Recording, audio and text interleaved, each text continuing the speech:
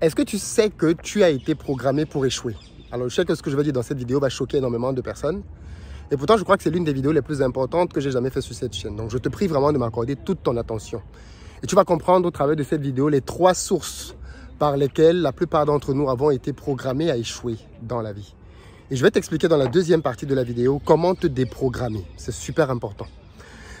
Cette thématique me vient d'un échange que j'ai eu hier au poste de frontière quand je me déplaçais. J'ai rencontré au poste des douanes, tu sais quand tu voyages, tu as toujours la douane qui te pose des questions, ainsi de suite. Et donc la dame qui était à la douane, pendant qu'elle me posait des questions sur les motifs de mon voyage, enfin de mon déplacement, il y avait juste au comptoir d'à côté une autre dame qui était en train de se prendre la tête avec l'officière parce qu'apparemment, il n'avait pas tous les papiers qu'il fallait.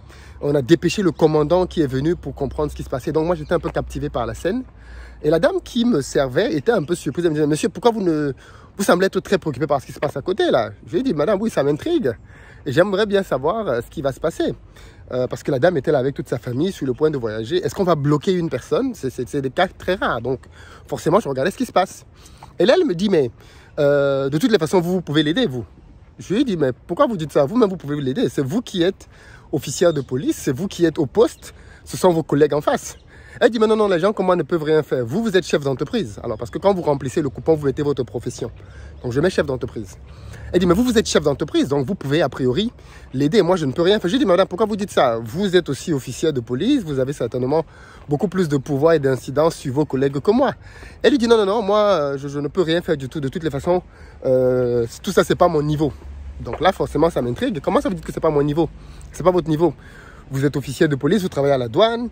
Elle dit, mais moi, là, j'ai atteint ma limite, je ne peux rien faire de plus. Les gens comme moi, une fois que j'aurai fini, si je vais certainement prendre ma retraite. La fille qui parlait avait à peine 30 ans, quoi. Légèrement en surpoids, mais à peine 30 ans.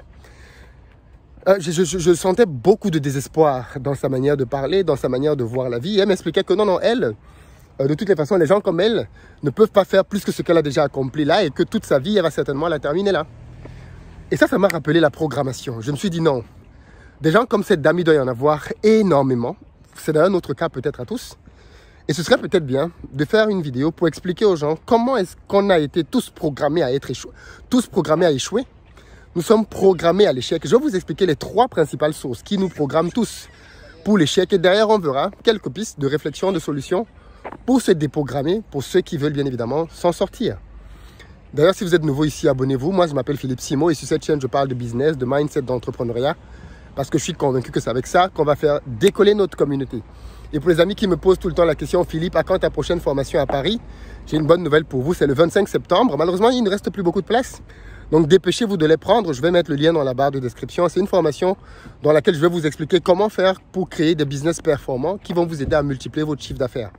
Dans cette formation, je vais vous partager la méthode secrète que j'ai utilisée et qui m'a permis de multiplier mon chiffre d'affaires par plus de 10 en un an sur un business, mais qui permet de pouvoir décoller aussi tous mes autres business en termes de chiffre d'affaires. Donc, c'est vraiment assez puissant. Ne manquez ce rendez-vous pour rien au monde. Et en plus, dans cette même formation, je suis accompagné de Kelly Massol, qui est une entrepreneure qui fait plusieurs millions d'euros aujourd'hui dans ses business et qui a commencé avec 1500 euros depuis sa cuisine. Et ainsi que d'une autre entrepreneur que vous connaissez bien, Shena Donia, qui va nous expliquer comment apprendre à se vendre. Parce que beaucoup de personnes ont un problème de confiance en soi. Et Shena Donia va venir vous expliquer comment apprendre à se vendre soi-même. Donc, c'est vraiment une journée assez complète que vous ne voulez certainement pas manquer. Malheureusement, il n'y a plus beaucoup de place. Dépêchez-vous donc pour réserver votre place si vous ne l'avez pas encore fait. Donc, je reviens à notre sujet pour dire quels sont donc ces endroits dans lesquels on nous programme. Déjà, je pense que tu sais certainement que l'esprit humain a tendance à croire à ce qu'on lui répète. Ok? Et il y a un film comme ça que j'avais vu à l'époque dont une seule phrase m'avait beaucoup marqué, qui disait que ce que l'œil voit et que l'oreille entend, l'esprit le garde. Ça veut dire que c'était un film dans lequel il y avait une grosse manipulation à la fin. C'est-à-dire qu'on avait fait croire à tout le monde que quelqu'un était mort. En fait, il n'était pas mort. On avait juste organisé sa mort, quoi. Et tout le monde avait cru. Et donc, l'une des phrases choc du film, c'était ce que les oreilles entendent et que les yeux voient, l'esprit le garde. Et je pense que nous avons donc tous été programmés sur la base de ce puissant principe psychologique. Ce que nos yeux ont vu, ce que nos oreilles ont entendu, depuis tout petit, nos esprits l'ont gardé. Les 3 endroits dont je veux te parler, le premier endroit dans lequel on nous a programmés à échouer, c'est l'école. L'école, c'est un endroit dans lequel on envoie nos enfants. Nous-mêmes, on est partis avec pour but d'apprendre ce qu'il faut pour réussir dans la vie. Les parents envoient leurs enfants à l'école parce qu'ils se disent que l'école est un lieu dans lequel les enfants vont avoir les atouts, les clés qui leur permettront demain d'être brillants dans leur carrière, de réussir tout ce qu'ils vont entreprendre par la suite. Mais force est de constater que beaucoup de personnes aujourd'hui qui ont fait des études, même les plus prestigieuses, ont du mal à s'en sortir dans la vie. Et ce, on le sait aujourd'hui de manière assez claire parce que la plupart des choses fondamentales, importantes dans le domaine des finances ne sont pas apprises du tout à l'école. On n'apprend rien sur la gestion d'un budget à l'école. Est-ce que vous savez comment on gère le budget? Ça vous a été appris à l'école? Non. Est-ce que vous savez comment on investit dans l'immobilier, dans la bourse, dans les marchés? Non. Est-ce que vous savez comment on lance un business? Non. Tout ceci n'est pas appris à l'école. On nous apprend des choses, les triangles de Pythagore, qui ne lui appartient même pas, les formules exponentielles et autres, des choses, les logarithmes et autres, qui ne nous servent pas à grand-chose dans la vie quotidienne. On nous les apprend. Et les choses dont on va avoir vraiment besoin, parmi lesquelles la gestion de l'argent, ça ne nous est pas appris. Chose fondamentale, n'est-ce pas? Donc, par contre, on va se rendre compte qu'à l'école, ah oui, tout ce qui va maintenant être par contre tout autour, superflu, ça par contre on va nous l'apprendre. Mais les choses fondamentales, comme je disais, en ce qui concerne la réussite, les finances, rien. Vous n'allez rien attendre de tout cela, vous n'allez rien apprendre de tout cela à l'école. Et je pense que c'est volontaire, parce que l'école n'a jamais été créée avec pour but d'aider les gens à réussir dans la vie. Souvenons-nous toujours de ça.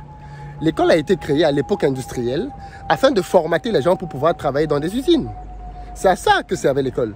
On a créé un système dans lequel on va prendre les gens pour les former à apprendre une discipline, à apprendre à être obéissant, à apprendre à dire oui, non, pour pouvoir être apte à pouvoir travailler derrière dans des industries. C'est à ça que ça a été, c'est pour ça que ça a été créé.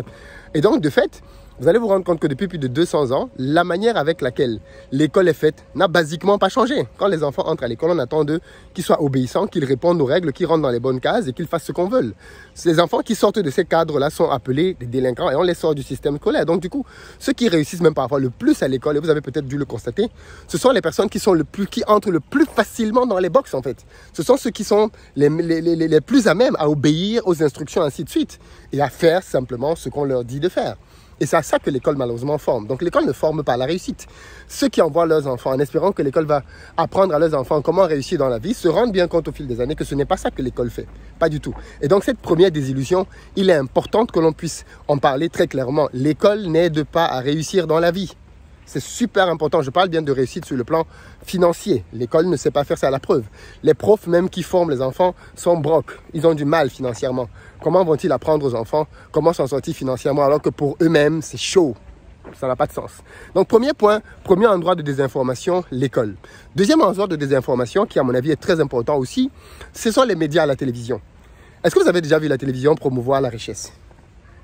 La plupart du temps, quand on parle des personnes qui sont riches à la télé, c'est pour dire qu'elles ont volé les impôts, c'est pour dire qu'elles ont fait quelque chose de mal, c'est pour dire qu'elles ont, voilà. On parle très rarement, positivement, des riches à la télé. Très rarement. Et même dans les médias. Du coup, par contre, quand il y a un scandale, oui, là du coup, bien évidemment, on met ça en avant et on donne cette image de la richesse n'est pas bonne. On a grandi tout en regardant les dessins animés. Vous réalisez que les dessins animés comme Robin des Bois, qu'est-ce que Robin des Bois? Robin des Bois, c'est un voleur, c'est un bandit, c'est un brigand. Qui va voler les riches pour donner aux pauvres? Et on nous a appris que Robin des Bois, c'est un héros. C'est-à-dire, le dessin animé t'a appris que le gars qui va voler les riches pour donner aux pauvres, c'est un bon gars. Pourquoi? Parce que derrière, il y a en fond l'image de trame qui consiste à dire que la richesse, ce n'est pas bon.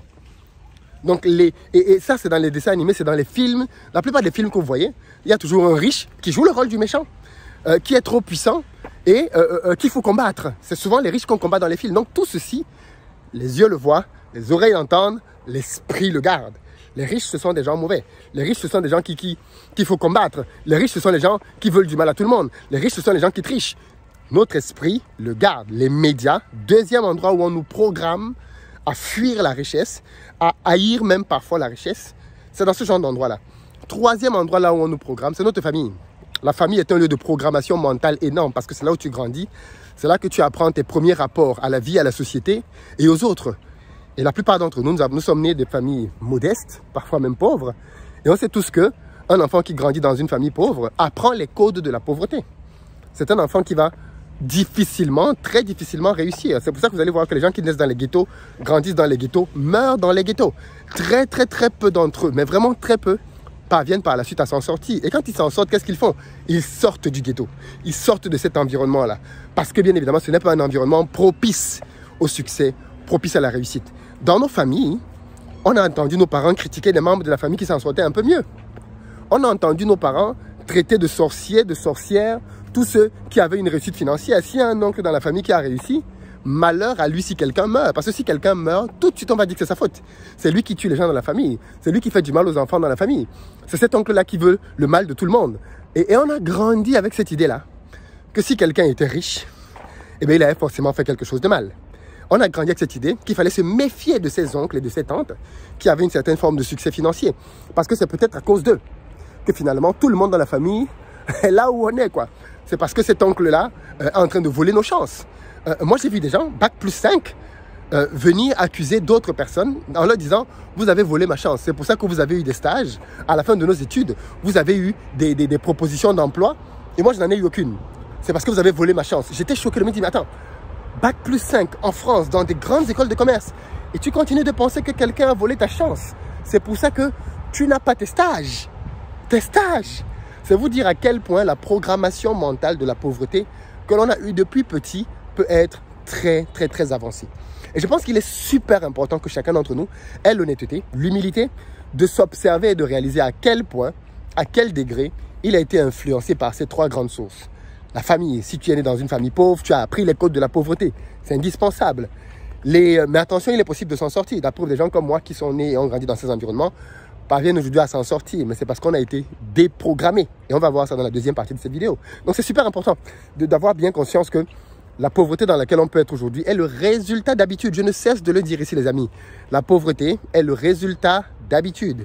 Habitude acquise. Ça veut dire que si vous changez vos habitudes, vous avez la capacité d'améliorer vos finances. D'ailleurs, je ferai une vidéo très prochainement dans laquelle je vais vous expliquer étape par étape tout ce que je referais aujourd'hui si je repartais à zéro. Si je n'avais plus d'argent, si je n'avais rien du tout, qu'est-ce que je referais en partant de zéro? On m'enlève tout. On me garde mon mindset. On me garde mon intelligence financière. Je me refais. Je vais vous expliquer dans cette vidéo, étape par étape, comment démarrer, même quand on n'a rien. Et vous allez voir que c'est juste une question d'habitude, en fait. La réussite, l'échec, c'est une question d'habitude. Vous adoptez les bonnes habitudes, vous allez avoir les conséquences des bonnes habitudes dans votre vie. Vous maintenez les mauvaises habitudes, et bien malheureusement, j'ai aussi envie de vous dire que vous allez récolter le fruit de ces mauvaises habitudes-là. Alors, comment on fait pour se déprogrammer? Eh bien, la déprogrammation, ce n'est pas quelque chose de simple. C'est une question d'habitude. Quand on a pris de mauvaises habitudes, eh bien, il faut du temps pour pouvoir prendre les bonnes habitudes. La première étape que je pense, c'est qu'il faut changer les sources que l'on écoute. C'est super important. Parce que comme j'ai dit, ce que vous entendez, ce que vos yeux voient, votre esprit le garde. Donc, la première étape consiste simplement à changer le contenu de ce que l'on écoute. Arrêtez d'écouter des gens négatifs dans la vie. Arrêtez d'écouter les gens qui n'ont pas réussi vous parler de comment est-ce que la vie est dure et comment est-ce qu'on va échouer. Je l'ai déjà dit ici à plusieurs reprises, mais on apprend à échouer avec les gens qui ont échoué et on apprend à réussir avec les gens qui ont réussi. Si vous discutez avec un entrepreneur ou quelqu'un qui a échoué dans l'entrepreneuriat, il va vous dire comment l'entrepreneuriat est dangereux, comment est-ce que vous allez échouer, comment est-ce que les gens sont très mauvais. Il va vous donner tous les aspects négatifs de la chose, même s'ils sont vrais.